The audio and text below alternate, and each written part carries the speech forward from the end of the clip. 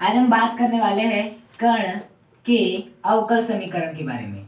अवकल समीकरण, सरल आवर्त गति में किसी कण का अवकल समीकरण क्या होगा? सरल आवर्त गति यानी short form SHM, simple harmonic motion. SHM में कण का अवकल समीकरण। देखो, हम सब एक बात जानते हैं, SHM में कण का जो त्वरण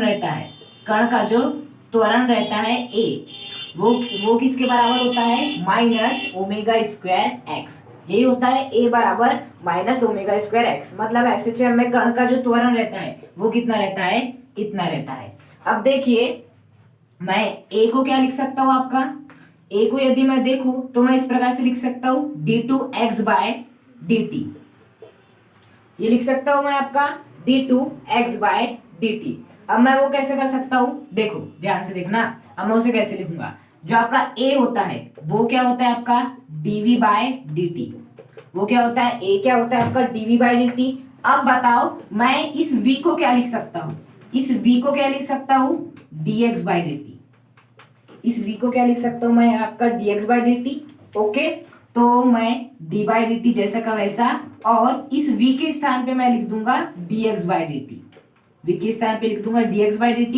तो फाइनली यहां से क्या हो जाएगा आपका? d2x/dt square. ये हो जाएगा। इसलिए मैं क्या रख देता हूं? a बराबर d2x/dt स्क्वायर। ये मैंने कैसे किया? a बराबर होता है dv/dt। v टेंड्स टू वेग और t टेंड्स टू समय, मतलब वेग बटा समय त्वरण। अब देखो, जो मैं आपका v है उसे क्या लिख सकता हूं? आपका dx/dt, जहां dx का मतलब क्या है? विस्थापन, और आपके t का मतलब क्या है? आपका समय। तो बताओ, विस्थापन बटे समय क्या होता है? आपका v होता है। मतलब मैं इस v के स्थान पे, देखो d/dt जैसा का वैसे ही है, इस v के स्थान पे क्या लिख सकता हूं मैं? dx/dt। अब बताओ, d/dt का यदि मैं dx/dt करता हूं तो हमें कितना मिलता है? d2x/dt2 मिलता है।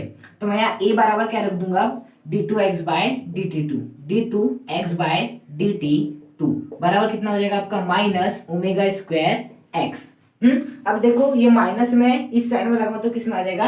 प्लस में आ जाएगा। तो क्या हो जाएगा? d2x/dt2 प्लस, ये माइनस में इस साइड में आ जाएगा तो प्लस में आ जाएगा, omega square x is equal to 0। और यही होता है आपका अवकल समीकरण सरल आवर्त गति में। हमने इसके लिए क्या किया? SHM में कण का त्वरण निकाले, एक बार माइनस ओमेगा स्क्वायर। ए को हमने d2/dx2/dt2 से देखे किस प्रकार से होता है, वैल्यू रख दिया हमने, बराबर माइनस ओमेगा स्क्वायर एक्स। अब मैंने इस माइनस ओमेगा स्क्वायर को इस साइड में ला लिया, तो माइनस था तो आपका प्लस बन जाएगा। तो d2x/dt2 plus omega square x बराबर इधर क्या बन जाएगा? 0। और यही होता है आपका अवकल समीकरण।